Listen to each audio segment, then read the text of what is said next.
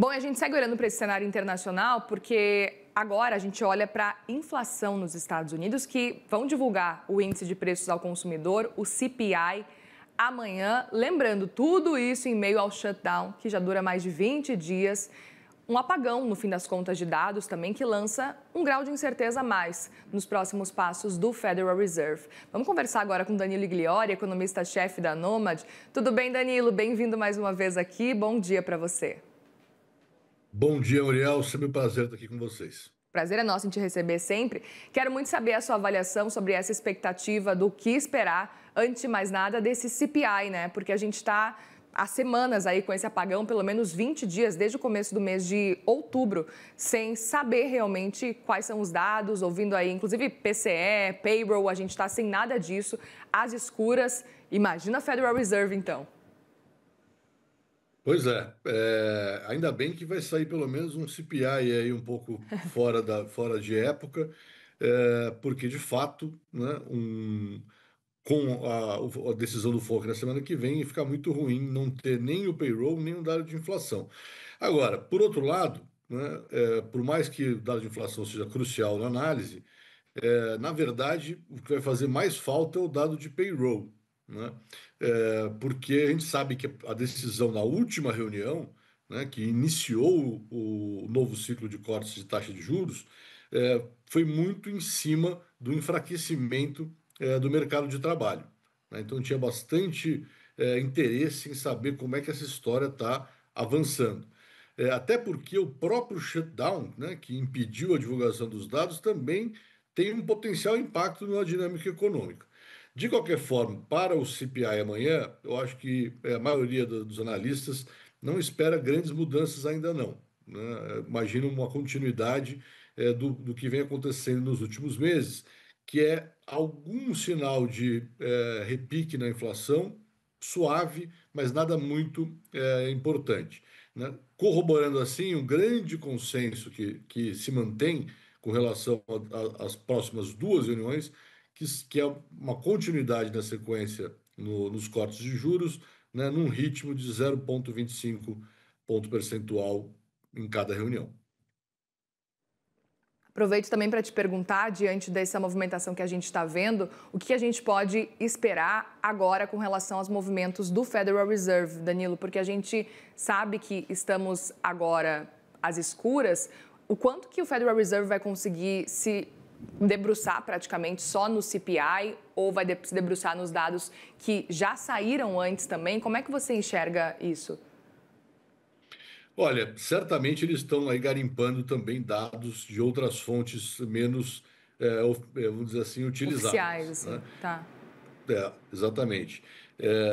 Eu acredito, né, que por mais que seja difícil, né, a gente trabalhar com menos dados, acho que isso não deve impactar tanto a rota do que tem sido traçado para o curto prazo, né?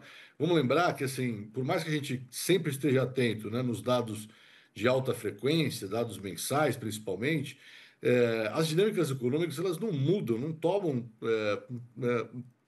mudanças de rotas muito abruptas toda hora. Tem que acontecer algum efeito, algum evento, melhor dizendo, forte para você ter uma disrupção nessas sequências de dados que capturam toda a dinâmica da economia, né? Então, eu acredito que, claro, é pior, né? Quanto mais informação, principalmente os dados que são sempre acompanhados, é melhor, mas eu não acredito que para o curto prazo, o que eu estou chamando de curto prazo? Esse ano, né? As próximas duas reuniões, vai ter grande mudança de rota, né? Então, assim como o mercado, eu também acredito que está contratado mais dois cortes de 0,25, e aí a grande questão, a grande interrogação é o que vem para o ano que vem, né? Quando as expectativas já estão muito menos unânimes, né? E aí sim, a retomada desses dados de alta frequência será fundamental para a gente poder começar a pensar em 2026. Mas agora, Danilo, o quão arriscado é o Federal Reserve fazer esse movimento de corte de juros meio que às cegas, assim?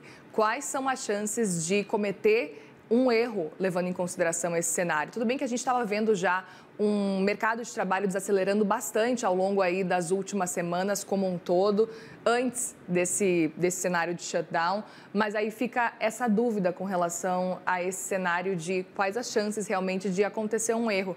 Aí corta juros nas próximas 2 reuniões, mas aí a gente tem um payroll mostrando um movimento aí talvez de fortalecimento do mercado de trabalho, enfim.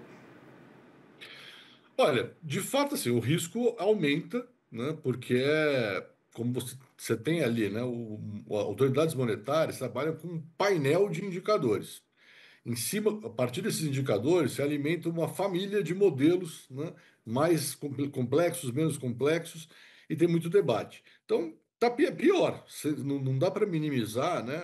A importância de você perder matéria-prima importante, né, das centrais que dão o farol para o duplo mandato do Fed, né? Agora, de novo, acho que assim, uma vez que ficou claro que não iam ter esses dados, eu tenho absoluta certeza que toda a estrutura, né, do Federal Reserve System está olhando para fontes alternativas, eles têm um acesso muito grande aos empresários, né? Então, não dá para dizer que vai ser às cegas. Eu diria assim, piorou um pouco a qualidade, talvez até piorou bastante a qualidade de tudo que está disponível para tomada de decisão, mas eu volto no meu ponto anterior, porque não teve nenhum grande evento nesse último mês. Então, o que as coisas devem estar acontecendo é dando sequência a um processo que já foi, de alguma forma, gestado um pouco para trás, né? Então, vamos lá, o que pode acontecer? Eu acho que assim, uma recuperação do payroll que mude completamente a história vai ser muito surpreendente, e aí o risco vai ser talvez um pouquinho mais de inflação do que a gente teria se a tendência no payroll continuasse de mostrar um enfraquecimento gradual. Do lado da inflação, pode ter um repique um pouco mais forte do que também a gente vem vendo nos últimos meses. Então, tem risco? Tem, mas o risco de ser algo completamente fora, né, do que estava no plano, eu acho que para os próximos 2 meses ele é bem pequeno, né? E, de novo, acho que assim, o mercado está muito consistente, né, em ler o que foi falado até agora, né, a partir da última reunião, para apostar que para esse ano só alguma coisa muito drástica em termos de mudança de rota vai tirar o Fed de mais 2 cortes de 0,25. Então, grande questão mesmo é que nós estamos chegando no fim do ano. É muito importante É. nesse momento você começar a pensar para o ano que vem, né? E aí, se você olha as expectativas para 2026, elas estão muito mais abertas, né? E aí, realmente, a perder esses dados de mercado de trabalho de inflação nesse momento não ajuda nada. Então, eu diria assim, tem um fôlegozinho aí para o Fed trabalhar com algum conforto é, nesse curto prazo, não é o ideal, obviamente, mas para o ano que vem começar a pensar, né, como é que vai ser essa calibragem de rota, o quanto antes de poder voltar a enxergar os dados completos, vai ser bem importante. Perfeito, é. Então a gente fica nessa expectativa de quando que realmente vai acabar o shutdown para que seja possível avaliar o cenário como um todo, mas aí a partir do ano que vem, levando em consideração que, como você diz, esses 2 cortes realmente estão contratados e devem acontecer agora nas próximas 2 reuniões de outubro, fim de outubro e agora comecinho de dezembro. Aproveito para te perguntar também, diante desse cenário, porque a gente teve especificamente os comunicados, as atas, que trouxeram alguns dados sobre inflação. O que a gente viu é que os membros do Federal Reserve concordaram, os membros do FONC concordaram que a gente estava vendo uma inflação que não está mais fazendo aquele caminho em direção à meta. Eles entenderam que existe esse cenário, mas que a inflação, especificamente por causa das tarifas, não tinha tanta relação, não subiu tanto quanto estava sendo esperado. Diante aí dessas ameaças novas atualizações com relação à China que a gente está tendo, você acha que pode talvez vir a aumentar, pode movimentar esse cenário de inflação ou no fim das contas é isso? A gente deve ter uma inflação que talvez não vá subir tanto, mas ela deve continuar subindo aos poucos por causa desse cenário aí de tarifas, Danilo? Olha, na verdade a gente não sabe, né? Como é que a gente pensa nesse assunto, né? Quando você põe uma tarifa nada mais é do que um imposto. A gente tem que ver quem que vai pagar esse imposto, né? Termo um pouquinho técnico tem que olhar para as elasticidades de oferta e demanda. que a gente está percebendo nesse curto prazo, né? E é uma hipótese que tem uma verificação parcial. É que quem está pagando uma parte maior das tarifas são os importadores, as empresas importadoras. E até o momento não estão repassando isso de uma forma muito expressiva para os preços. Então, o que você tem aí é uma compreensão de margem, né, das empresas que importam esses produtos que foram tarifados. A grande questão é quanto tempo as empresas vão, conseguir fazer isso e, dois, querer de fato fazer isso. Né? Então, tem cenários de que, tá bom, então em alguns setores onde as empresas têm mais gordura para poder comprimir margem, a inflação vai ser menor do que antecipada, mas em outros, né, com margens menores, talvez isso não aconteça. E aí sim tem um repique de inflação. Agora, por que eu falei que ninguém sabe? Né? Isso eu acabei de falar, é uma análise um pouco mais de curto prazo. Uhum. Mas tem uma outra dimensão mais importante ainda, que é, vamos supor que os objetivos que geraram esse tarifácio comecem a ser atingidos, ou seja, atividades que estão sendo realizadas fora dos Estados Unidos voltem para os Estados Unidos. E aí a gente sabe que esse movimento, né, tem tudo para gerar um processo inflacionário também. Porque tirar a produção da China e levar para os Estados Unidos, você tem dois efeitos. Você diminui a escala de produção e você tem que contratar uma mão de obra mais cara. Né? Só para ficar em dois mais imediatos, tem outros também para a gente ponderar. Então, de alguma forma, você pode ter, né, uma vez que os efeitos, vamos dizer assim, de segunda ordem das tarifas, né, começarem a aparecer, ter uma nova onda inflacionária. Então, assim, resumo de tudo isso que eu falei, Muriel. Eu acho que assim, tem sim a possibilidade de uma inflação que até agora não apareceu de um jeito mais expressivo, aparecer um pouco mais para frente. Daí a importância da gente voltar a ter todos os dados para poder ver o que está acontecendo, né, na alta frequência. E aí eu até aproveito que você está aqui com a gente para questionar com relação à possibilidade de recessão. A gente sabe que, enfim, teoricamente, para ter uma recessão, os Estados Unidos está longe desse cenário, precisa aí de pelo menos 2 meses, né? Mas a gente está acompanhando alguns especialistas por lá começando a citar essa possibilidade, citando aí bolha de inteligência artificial. Como é que vocês estão acompanhando esse cenário e quais são as chances? Esse ano inteiro parece que a gente está sempre repetindo, né? Parece que está um ciclo vicioso e repetitivo. Começo do ano a gente fala, vai ter recessão? Meio do ano, vai ter recessão? E agora, fim do ano, a gente está de novo caminhando para essa pergunta, mas preciso fazer, Danilo.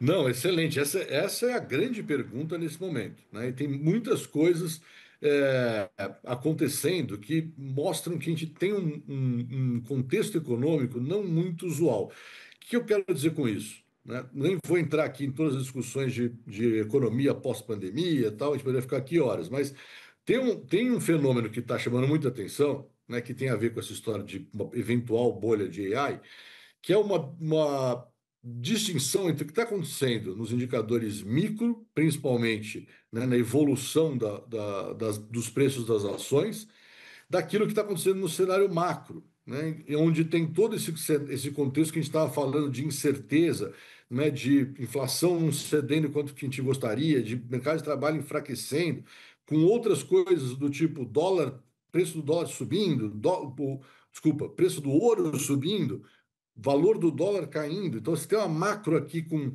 um mau humor mais instalado e uma micro que está aí e continua andando.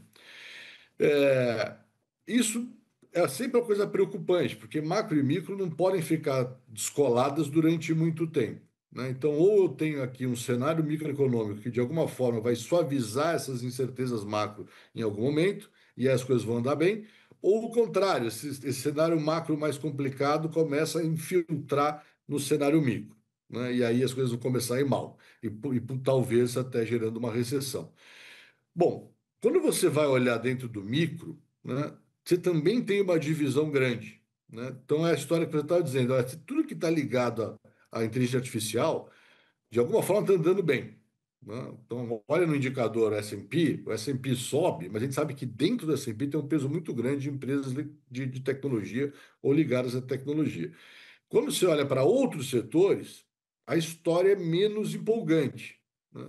Então, tem aqui sim uma preocupação de que ele eventualmente, mesmo que não seja uma bolha, acho que isso que é importante, não precisa ser uma bolha para gerar um impacto negativo, caso a taxa de crescimento dessas empresas de AI, de tecnologia, diminua, né, muito aquém do que tem sido previsto, né? Porque aí isso pode gerar uma correção nos preços, mesmo que não seja uma bolsa, simplesmente porque a dinâmica começa a andar um pouco mais devagar do que se antecipava.